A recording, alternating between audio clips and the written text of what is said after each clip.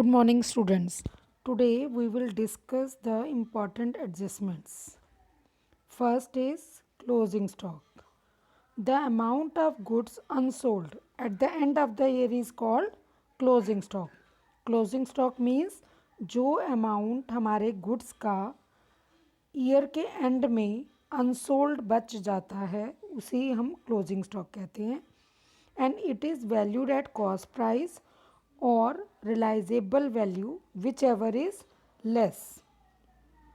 जब भी हम क्लोजिंग स्टॉक की वैल्यू लगाएंगे तब कॉस्ट प्राइस और मार्केट प्राइस जो दोनों में से कम होगा उस वैल्यू को हमने रिकॉर्ड करना है अपनी बुक्स में।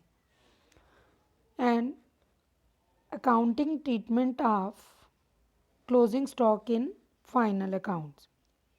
Generally, the closing stock is given outside the trial balance. It means closing stock trial balance के बाहर additional information में given होता है. This is so because closing stock is valued at the end of the year after the accounts have been closed. उसका reason ये है कि closing stock की वैल्यू हम अपने ईयर के एंड में लगाते हैं जब हम अपने अकाउंट्स को क्लोज करते हैं। As such closing stock will be shown at two places, that is on the credit side of the trading account and on the asset side of the balance sheet. Closing stock को हम दो जगह पर show करेंगे, एक तो अपने trading account के क्रेडिट साइड पे और दूसरा अपनी बैलेंस शीट के एसेट साइड पे। लेकिन अगर क्लोजिंग स्टॉक हमारा ट्रायल बैलेंस के अंदर गिवन होगा then it will be shown only on the asset side of the balance sheet. फिर हम उसे अपनी बैलेंस शीट की एसेट साइड में ही शो करेंगे, ट्रेडिंग के क्रेडिट में उसे शो नहीं करेंगे। Next adjustment is outstanding expenses. Outstanding expenses means expenses which are not paid. Now we will discuss the accounting treatment of outstanding expenses in final accounts. Outstanding expenses on the one hand will be added to the concerned expenses on the debit side of trading account or profit and loss account. Outstanding expenses को हम एक trading account या profit and loss account के debit में उससे related expense में add करेंगे। On the other hand will also be shown on the liability side of the balance sheet, और दूसरी तरफ हम उसे बैलेंस शीट में लायबिलिटी साइड में शो करेंगे। Let's take one example. इसके लिए हम एक एग्जांपल लेते हैं। इस एग्जांपल में हमें ट्रायल बैलेंस गिवन है जिसमें वेजेस और सैलरीज का अमाउंट गिवन है और एडजस्टमेंट्स गिवन है। Wages ₹20,000 and salaries ₹5,000 are outstanding and effects of this adjustment on final account are in trading account. सबसे पहले ट्रेडिंग अकाउंट के डेबिट में हमने वेजेस को शो करना है 2,20,000, जो अमाउंट हमें ट्रायल बैलेंस में गिवन था 2,20,000। फिर जो एडजस्टमेंट वेजेस की गिवन थी, वेजेस आउटस्टैंडिंग ₹20,000, उसको हमने यहाँ ऐड करना है, तो हमारा टोटल अमाउंट 2,40,000 उसको हम आउटर कॉलम में लिख देंगे। Next item is salaries paid of ₹55,000 जो ट्रायल बैलेंस में गिवन है, उसे हम प्रॉफिट एंड लॉस के डेबिट में लिखेंगे 55,000। उसके बाद एडजस्टमेंट ₹5,000 आर आउटस्टैंडिंग, उसे हम सैलरी में ऐड कर देंगे। आउटस्टैंडिंग एक्सपेंसेस हमेशा रिलेटेड एक्सपेंसेस में ऐड होंगे।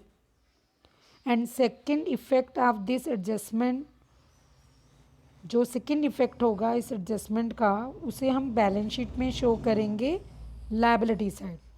Outstanding wages ₹20,000, outstanding salaries ₹5,000. Next adjustment is prepaid expenses. Prepaid expenses or unexpired expenses or expenses paid in advance. It means expenses which are paid in advance is called prepaid expenses. And accounting treatment of prepaid expenses in final accounts. Prepaid expenses on the one hand will be deducted from the concerned expenses on the debit side of trading or profit and loss account, and on the other hand will also be shown on the asset side of the balance sheet. It means prepaid expenses को हम profit and loss account के debit में show करेंगे related expenses में से minus करके, और दूसरी तरफ इसे बैलेंस शीट में एसेट साइड शो करेंगे। अब एक एग्जांपल को लेकर चलते हैं हम। ट्रायल बैलेंस में हमें इंश्योरेंस का अमाउंट गिवन है 20,000 और इंश्योरेंस हम प्रॉफिट एंड लॉस के डेबिट में लिखेंगे 20,000 इनर कॉलम में। उसके बाद जो ये एडजस्टमेंट दी हुई है प्रीपेड इंश्योरेंस ऑफ ₹5,000, इसको हमने इंश्योरेंस में से माइनस कर दिया। तो प्रीपेड इंश्योरेंस या प्रीपेड एक्सपेंसेस जो हैं वो रिलेटेड एक्सपेंस में से माइनस करना है हमने प्रॉफिट एंड लॉस में। And second effect of this adjustment is on balance sheet. Balance sheet पे इसका सेकेंड इफेक्ट क्या होगा कि इसे हमने एसेट में शो करना है प्रीपेड एक्सपेंसेस। जो अमाउंट एडजस्टमेंट में गिवन है उस अमाउंट को हमने दो जगह शो करना है। एडजस्टमेंट में ₹5,000 गिवन थे, उसको हमने दो जगह उसका इफेक्ट पड़ेगा। एक प्रॉफिट एंड लॉस में से उसे माइनस करा हमने, दूसरा उसे बैलेंस शीट में हमने एसेट में शो करा। Now next adjustment is depreciation. Depreciation is the loss or fall in the value of fixed asset due to their constant use and expiry of time. Depreciation है जिसकी वजह से हमारी fix asset की value कम हो जाती है उस फिक्स एसेट को लगातार यूज़ करने से, या फिर टाइम पास जैसे जैसे होता जाएगा उसकी वैल्यू कम होती जाएगी। And accounting treatment of depreciation in final accounts. Depreciation on one hand will be shown on the debit side of the profit and loss account because it is a loss और expense.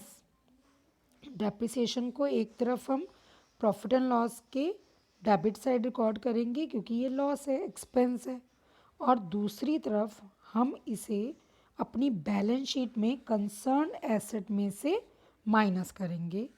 And on the other hand will also be deducted from the value of the concern asset on the asset side of the balance sheet. अब एक example लेकर हम इसको explain करते हैं। Example है हमारा जिसमें ट्रायल बैलेंस में हमें दो एसेट्स गिवन है, machinery of ₹5 lakh and furniture of ₹80,000। And adjustment जो हमें गिवन है वो एडजस्टमेंट है हमारी machinery is to be depreciated at the rate of 10% and furniture depreciated at the rate of 20% per annum. अब इसका इफ़ेक्ट हमारे प्रॉफिट एंड लॉस अकाउंट में क्या पड़ेगा और बैलेंस शीट में क्या होगा। सबसे पहले हम प्रॉफिट एंड लॉस अकाउंट के डेबिट में डेप्रिसिएशंस को शो करेंगे because depreciation is an expense और लॉस, इसलिए हमने उसे डेबिट में शो कर दिया। मशीनरी पे डेप्रिसिएशन ₹50,000 एंड फर्नीचर पे डेप्रिसिएशन ₹16,000। सेकेंड इफेक्ट हमने बैलेंस शीट पे शो करना है। मशीनरी में से माइनस करना है डेप्रिसिएशन मशीन का, और फर्नीचर में से फर्नीचर का डेप्रिसिएशन माइनस करना है। Thank you students.